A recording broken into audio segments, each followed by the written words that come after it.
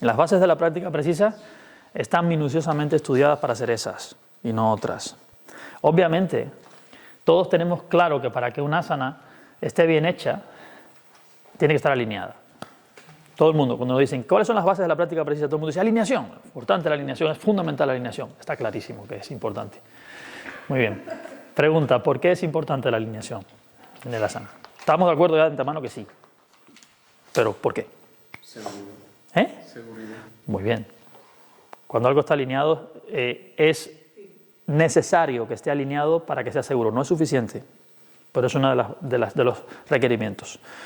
Creo que más. Hay algo que para mí es fundamental, en términos de conseguir la percepción. Para mí energéticamente también es importante la alineación. Correcto, también lo es. Sí, sí, correcto, también. Todo esto es cierto. Hay otra razón también, que para mí es fundamental. Percepción. Sí, pero no. Cuando ustedes sienten algo en el cuerpo, sienten alguna diferencia derecha e izquierda, o sienten alguna diferencia en la parte frontal del cuerpo con respecto a la posterior, o de un tren muscular con respecto a otro, y están mal alineados o desalineados, ¿cómo saben si las diferencias que están sintiendo vienen de la mala alineación o son inherentes del cuerpo? Yo creo que se siente un equilibrio. Necesitas alinear para poder descartar que no viene por la desalineación. ¿Entienden lo que digo? Las percepciones, si ustedes notan más por la derecha que por la izquierda, lo que sea, pero están desalineados, ¿cómo saben que esa sensación no es por la desalineación? Para tener claro que lo que estoy sintiendo es de mi cuerpo y no de la mala postura externa de mi cuerpo, la alineación es fundamental. La observación, ¿no? Pero la observación. Sí, pero que es una observación que tú no puedes observar con un telescopio desenfocado. Es lo que quiero decir. Si está desenfocado el telescopio no van a ver nada, o lo que van a ver no lo van a poder precisar. Para que la observación sea precisa, para que la percepción sea precisa, tú tienes que estar alineado. Porque si no, yo puedo sentir, es que tengo la cadera derecha más adelante que la izquierda. Hombre, tiene el pie derecho más adelante que el izquierdo. Si los pones los dos alineados, a lo mejor, si sigues sintiendo que la cadera derecha está alineada, probablemente que tu cadera derecha esté adelantada realmente. Porque lo que estás sintiendo nunca sabrás qué es. Sí, pero no es la propia percepción, es, escucho, la claridad, voy de nuevo. No, para eso estamos, precisión. La claridad sobre la percepción corporal viene de la alineación. La claridad sobre la percepción corporal viene de la alineación. Si tú haces un trikonasana ahora con una alineación talón y talón y lo repites talón metatarso, la sensación de la pelvis es distinta. Y las diferencias a derecha e izquierda que tú sientes de la pelvis son distintas. Entonces, para tú realmente precisar lo que estás percibiendo y saber que es así tu cuerpo, tú tienes que saber que tus pies están puestos como son. Lo mismo por la derecha que por la izquierda. Si no tienes en cuenta la alineación y para la derecha lo haces así y para la izquierda lo haces así, pues te vas con la idea de que tu cuerpo está torcido para la derecha. No, está torcido para la derecha. Te has alineado mal. Con lo cual, lo que has percibido no te vale porque no has usado un instrumento regulado, no has usado un instrumento preciso. Es como contraste, ¿no? Claro, es el contraste, es lo que digo. Entonces, no es solamente lo que percibes, sino que sepas y tengas la claridad de que lo que percibes está bien dentro de ti. Por eso hay que alinearse. Esto en términos de conseguir la percepción. Y obviamente, porque es seguro, obviamente porque nos ayuda al flujo energético. Todas esas razones son importantes, pero de cara a lo que uno está estudiando, que esté bien hecho, tiene que ver con esto que estoy diciendo yo. Es la forma de descartar que la mala alineación no nos está haciendo errónea la percepción del cuerpo. Eso es fundamental, para que sea precisa la práctica. Precisa. Fíjense que he dicho que estos son las bases de la práctica precisa, no solo de la práctica segura. Es de la práctica precisa también. La seguridad prima, pero quiero precisión. Quiero que aparte de ser seguro, sea preciso. Por eso yo les digo que a los alumnos que pongan el antideslizante bien alineado, el material, porque si está eso torcido, ¿cómo vas a tener una percepción de tu pequeño universo? Ahí, si está torcido, pues tú no puedes percibir lo que tú dices, si tienes una cadera más arriba, más abajo, o si estás alineado en un Suttatanasana, cualquier cosa, ¿no? Exactamente. Hay que tener algo de referencia sobre lo que observar pues, tu cuerpo y tu mente, ¿no? Exacto. Si donde estás ya llevas un zapato con un alza en un pie y el otro no, pues... No percibes tu cuerpo como es. Cuando te pones descalzo en el suelo, te sientes como es la pelvis de verdad. Es lo mismo, es exactamente la alineación. Eso es alineación. Pues esa es la razón de la alineación de cara a la precisión. La razón de la alineación de cara a la precisión. Es esa, la fundamental. Después, el tono óptimo. ¿Cuál es el tono óptimo que tenemos que tener? El óptimo. ¿El óptimo es el equilibrio entre el tono y la elasticidad? No. Definamos el tono. Tono. ¿El tono muscular qué es? ¿Qué es la capacidad de tono de un músculo? Que tenga la capacidad suficiente para sostener el esqueleto, ¿no? Ahí vamos. Fíjate, ya estamos bien porque estamos empezando a definir la fuerza que tenemos en función de lo que movemos con ella. ¿Qué es lo que movemos con nuestros músculos? Para empezar, nuestro cuerpo, ¿verdad? Entonces, cuanta más flexibilidad tenemos, decimos que nos hace falta tener más tono, ¿no? Pero ¿cuál es entonces el tono óptimo? El tono óptimo es el que me va a mantener a mí la flexibilidad, ¿cuál? La flexibilidad óptima. Es decir, la máxima para la que está preparada las articulaciones en las que está insertado el músculo. ¿Entienden? Por ejemplo, un isquiotibial. Un isquiotibial se hace duro, se hace fuerte. Por ejemplo, si yo flexiono 90 grados la pelvis, el isquiotibial va, como su nombre indica, del isquion a la tibia, isquiotibial. Entonces, si yo muevo la pelvis, ¿sí? Por si acaso, ¿no? ¿Alguna duda? Si yo flexiono la pelvis desde aquí, desde 0 grados de flexión pélvica a 90 grados de flexión pélvica, que es aquí, que son 3/4 partes de la flexión completa de la pelvis que son 120, ¿no? A esos 3/4 de movimiento pélvico, el tono, si yo digo mi isquiotibial está fuerte porque sostiene la articulación un tiempo prudencial mínimo, con esa articulación a 90 grados, yo ahí tengo las 3/4 partes del tono óptimo, porque yo no he desarrollado el 100% de mi flexibilidad para tonificar el músculo con esa longitud. Cuanto más flexibilidad en la pelvis, más extensión tiene el músculo. Cuanto más largo es el músculo, más esfuerzo tiene que hacer para sujetar la fibra. Es decir, cuando le pedimos a un fortachón que nos enseñe el brazo, ninguno hace así, ¿verdad? Todo el mundo hace así.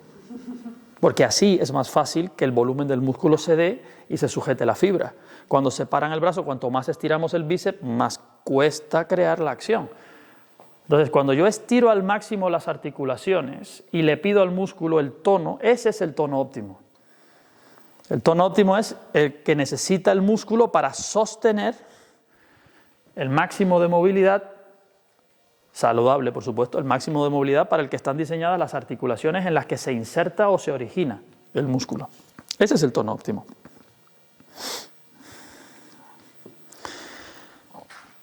Evidentemente, sin llegar a ser una definición circular, no se puede hablar de tono sin hablar de la flexibilidad, es decir, del movimiento, como acabamos de ver, y no podemos hablar de flexibilidad sin hablar de la fuerza de los músculos y de los tejidos conectivos que resisten al movimiento. Eso está claro. Pero no significa que tono se define en cuanto a flexibilidad.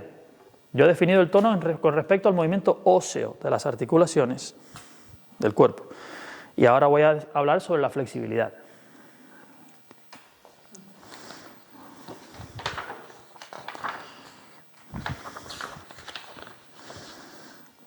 ¿Ya terminaron de tomar nota? Perfecto. Entonces, la flexibilidad, es decir, el tono es un ejercicio del músculo concéntrico. Cuando trabajamos el tono, las fibras musculares quieren trabajar concéntricamente, con lo cual lo que está haciendo el músculo es cohesionarse. Las microfibras de las que están compuestos los músculos se comprimen, se contraen, no llegan a comprimirse. Compresión es una palabra que es diferente a la contracción. La contracción de las fibras produce una acción que sujeta los extremos del músculo, los tendones, las articulaciones, protege y cohesiona, ¿correcto? Y además permite el movimiento concéntrico siempre. Y la flexibilidad se produce creando una acción excéntrica. Esa acción excéntrica lo están haciendo los antagonistas musculares de ese propio músculo. Es decir, para yo extender los isquiotibiales, yo tendría que usar los cuádriceps por delante, los flexores pélvicos por delante y otros músculos que hagan que se mueva el cuerpo en esta dirección para que esos músculos se estiren, ¿no? Ahora bien, cuando se estira un músculo, ¿cuál sería la flexibilidad óptima? Es muy fácil. La flexibilidad del músculo, la óptima, es la que se da cuando, lo mismo, cuando las articulaciones se mueven al máximo posible. Entonces, si lo mismo el isquiotibial, si las crestas ilíacas mías no llegan a los cuádriceps, yo no he desarrollado el máximo de mi flexibilidad en los isquiotibiales, porque mi pelvis no se ha movido todavía al máximo de flexión, con lo cual a mis isquiotibiales le falta extensión por detrás, ¿no? ¿Sí? ¿No? Tienes cara de no. Bien. Bueno, esto es un poquito la definición básica. Definición básica. Ahora, en yoga nunca trabajamos un músculo solo. Bueno, de hecho nunca trabajamos un músculo solo. El cuerpo humano jamás funciona con músculo solo. Pero como tenemos la costumbre en diversos sistemas de ejercitación del cuerpo, desde la gimnasia hasta lo que sea, de trabajar, ahora voy a entrenar cuádriceps. Me encanta que la gente lo dice, porque como si el cuádriceps se fuera a entrenar solo. Toda la pierna entera va a trabajar, pero el cuádriceps va a ser, por ejemplo, mi punto de atención principal. Me parece muy bien. Pero cuando trabajan las cadenas musculares en el cuerpo, trabajan siempre con cierta isometría a nivel global incluso. Lo que pasa es que no somos conscientes de ello, pero ocurre. Porque los estabilizadores de todos los movimientos no solamente van en la misma dirección del eje de movimiento que estamos desarrollando. Por ejemplo, si estamos haciendo una flexión o una extensión en el cuerpo, aunque no lo queramos, las caderas se sujetan con músculos que se mueven transversalmente, no longitudinalmente. ¿Correcto? Trabajan diafragmas, trabajan los cinturones pélvico y escapular y trabajan un chorro de músculos que ni siquiera flexionan ni extienden. Es que eso te das cuenta sobre todo cuando te lesionas una parte del cuerpo. Y tienes que aprender a hacerlo bien. Exacto. Mira aquí, ¿no? Que no puedo Exacto. moverlo. Entonces, esa isometría global que se produce siempre, porque el cuerpo está diseñado de esa manera para mantener cohesionado y no comprometer la estructura cuando se están haciendo los movimientos, la isometría está siempre presente, aunque hablaremos de ella al final. Está siempre presente aunque no lo sepamos, en mayor o menor medida. La flexibilidad es un concepto fundamental en yoga, extraordinariamente fundamental. Flexibilidad. Cuando hablamos de flexibilidad óptima, generalmente todo el mundo piensa, o elasticidad óptima, elasticidad, flexibilidad. Hablamos en términos de la dirección del movimiento del músculo, y todos lo entendemos de esa manera, sin embargo es la que menos importa. Lo que importa es todo lo demás que ocurre cuando estiramos en una dirección, es decir, las demás direcciones. Entonces, el espacio entre las líneas de fibra muscular, cuando estiramos un músculo, es un tipo de elasticidad, y esa elasticidad es transversal, no es longitudinal. Por ejemplo, claro, todo está insertado en la fascia. Los músculos están insertados en la fascia junto con todo lo demás. Pero tienes razón, porque es el tejido conectivo de fondo que es el que se va a extender. Es como la sábana elástica que engloba todo el músculo, como la gran vaina en la que están insertados todos los elementos. Pero cuando tenemos la línea de músculos estirándose, la cadena de músculos estirándose, la fuerza que se produce transversalmente a nivel diafragmático en las articulaciones produce espacio en la fibra, entre la fibra del músculo. Esto permite irrigación sanguínea en el músculo y esto permite que no se produzca apelmazamiento de la fibra. La fibra muscular cuando se estira se apelmaza. Entonces hay que mantener la fibra elongada y espaciosa entre ellas. Esa elasticidad entre las fibras, esa elasticidad transversal, lo da la isometría, no lo da ni siquiera la alineación o la elasticidad directa que estamos haciendo, lo da la isometría con todas las demás cadenas que tienen que trabajar cuando se está haciendo ese movimiento, sobre todo de cara a poder durar en la postura y tener permanencia. Pero es una elasticidad, es importante. Otra elasticidad importante de la que nunca se habla, es fundamental en yoga, es el espacio entre las capas musculares. Nuestro cuerpo no es monocapa. Cuando hablamos por primera vez de anatomía, nos imaginamos que los músculos son una capa de músculos, que tenemos los huesos y una capa de músculos, ¿no? Pero cuando vemos el diseño de músculos en el cuerpo nos damos cuenta que hay zonas en las que hay hasta 4 capas musculares superpuestas. Por ejemplo, en la misma espalda. o en los glúteos, en la espalda. Sí, la zona de los cinturones pélvico-escapular, por ejemplo, tiene fibra transversa, fibra oblicua, fibra recta, y van por diferentes capas. Y encima, en la caja torácica, tenemos la musculatura transversa del propio tórax interno para la respiración, que son 2 capas de intercostales más metidos dentro, con las costillas de por medio. Entonces, si vamos de la piel hacia adentro y tenemos piel, gran dorsal y trapecio, que son los 2 músculos que se ven en la espalda, desde fuera, pero por debajo de ello tenemos los omóplatos con los romboides, los manguitos rotadores y todo lo que es el cinturón escapular completo, después los omóplatos, y después por debajo de los omóplatos tenemos los rotadores internos de los hombros y tenemos los intercostales externos de las costillas, después tenemos las costillas, los intercostales internos que están por dentro de las costillas, y después la pleura y por dentro el tejido pulmonar. Tenemos un montón de capas puestas ahí. Todas esas capas de tejido rozan entre sí cuando nos movemos. No van juntos, no se mueven todas en una dirección. ¿Entienden? Cuando no tenemos flexibilidad y la piel no está acostumbrada a expandirse y volver a su sitio con la hidratación que necesita, y los músculos cuando se mueven y movemos los omóplatos notan que no se mueven sin rozamiento interno, eso se ve mucho en alumnos principiantes con mucha rigidez, pues entonces ese roce genera inflamación, genera molestia. O en periodos de tensión. O en periodos de tensión, exactamente. Todo esto es un tipo de elasticidad fundamental. Elasticidad entre capas. Entre capas, entre las capas de tejido. Pero estamos hablando entre las capas de tejido, entre los grupos de capas de tejido, es lo que estoy hablando. Pero en un mismo músculo las capas de tejidos tienen también que abrirse. Por supuesto. Y además, por si se aburren, también podremos llegar a la elasticidad intracelular. También existe. En términos de hidratación existe. Después entenderán por qué no hay que comer tanta sal. El caso es que hay otra elasticidad que es, si esta es importante, esta es más, que es la flexibilidad interna de las cavidades del cuerpo. Y de todas, en el asana, esta es la más importante. ¿Cuál? La elasticidad, la flexibilidad interna de las cavidades del cuerpo. Es decir, uno debe practicar pensando que donde tiene que hacer espacio es en las cavidades internas. En el plexo, ¿no? En las cavidades internas. El cráneo es una de ellas. Lo primero que tiene que hacer es no apretar el cerebro. ¿Dónde está el hígado o dónde está? O sea, ahí te refieres a todo. Toda la cavidad. La cavidad abdominal. ¿Qué bordea la cavidad abdominal? El peritoneo. El peritoneo hay que hacerlo elástico, ¿verdad? ¿Qué bordea la cavidad pélvica?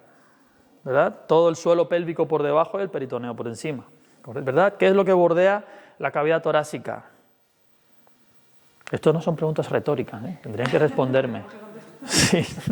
Por debajo el diafragma y por encima. ¿Pulmones?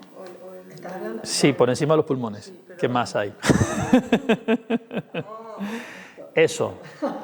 El diafragma vocal por encima, correcto, y la propia pleura dentro de los pulmones. La pleura. El peritoneo en el abdomen, pleura en los pulmones, ¿verdad? Y la membrana que bordea el cerebro, la membrana cerebral, es la que bordea por dentro de la cabeza. Todas esas membranas hay que flexibilizarlas.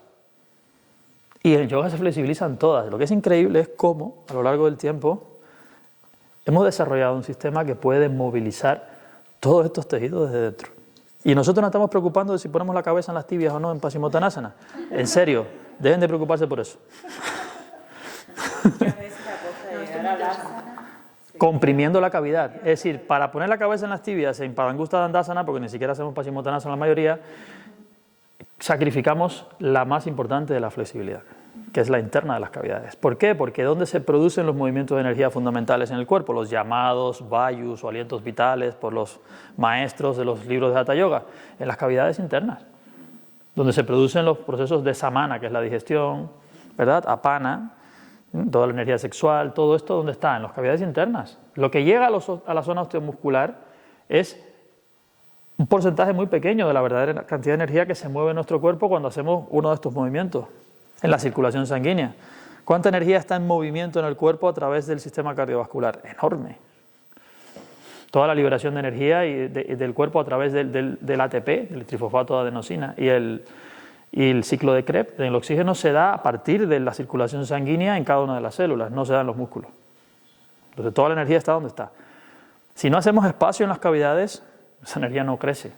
Entonces las asanas se estancan cuando pensamos en ellas desde el punto de vista externo. Hay que pensar en ellas desde el punto de vista interno. Y luego la flexibilidad fundamental, cuando hablamos de elasticidad óptima, está en las cavidades internas. Por eso yo les digo que las asanas parten de los llamados órganos de acción, porque es lo único que sabemos mover. Cuando empezamos a practicar, partimos de esa posibilidad única. ¿Tú qué sabes mover? Pues piernas, brazos y poco más. ¿Sí? Los órganos de acción son es la lengua, los brazos, las piernas y los órganos sexuales. No hay nada más que sepamos mover conscientemente. Lo demás no se sabe mover, la columna es torpe y la cabeza más todavía, en la práctica de yoga al principio. Entonces, aprender que desde ahí hay que llegar a sensiblemente crear espacio en las cavidades internas, en el eje de la columna, porque la médula espinal va a estimular al cerebro y por tanto a la cavidad craneal, hay un tramo. Entonces, todo esto se lo estoy diciendo para poner un poco en perspectiva el hecho de que estamos enseñando trikonasana. En realidad no estamos enseñando trikonasana. Claro que no. ¿Cómo lo dirías? ¿Que la práctica es de dentro hacia afuera o de fuera hacia adentro? Siempre es de fuera hacia adentro porque no es la práctica. ¿Dónde está tu conciencia? Yo no te puedo enseñar dónde no está. ¿Te sabes el chiste del borracho que perdió la llave? ¿No lo sabes? Hay un borracho buscando una llave al pie de una farola. Un borracho buscando una llave al pie de una farola. Y llega otro y dice, ¿qué te pasa? Que perdí la llave. El borracho buscando la llave. Entonces se pone el otro a buscar la llave. Como a los 15 minutos le dice, ¿tú estás seguro que la perdiste aquí? La perdiste aquí. Dice, no, la perdí allá, pero como estaba oscuro vine a buscarla aquí. Y esto es exactamente lo mismo. Si donde tú tienes luz es aquí, tú no te puedes ir a la oscuridad a hacer nada. Tienes que venir desde donde tienes la conciencia hacia allá. Entonces la conciencia está en la piel. La conciencia de un principiante está en la piel. Y de la piel hacia afuera, porque la piel percibe hacia adentro también. De la piel hacia afuera. Cambiar la práctica de la precisión a la percepción consiste en llevar en este viaje al alumno. Pero ya cuando estamos hablando de percepción de cavidades, ya estamos prácticamente aquí. Ya estamos prácticamente aquí. Lo interesante es cómo vamos convirtiendo de esa capacidad de solo estar de la piel hacia afuera en esto por el camino. Y eso es lo que vamos a aprender aquí, en este módulo. Porque todo lo demás es la receta. Si nos vamos solo con las secuencias y la forma en la que se practicó este día, eso es lo de menos. Llévense el relato que transforma al alumno y cómo lo hace y entiendan cómo aplicarlo y nunca se aburrirán enseñando, porque son ustedes mismos los que van a ir aprendiendo por el camino al hacerlo. Bien, seguimos con esto, estamos todavía en las bases de la práctica precisa.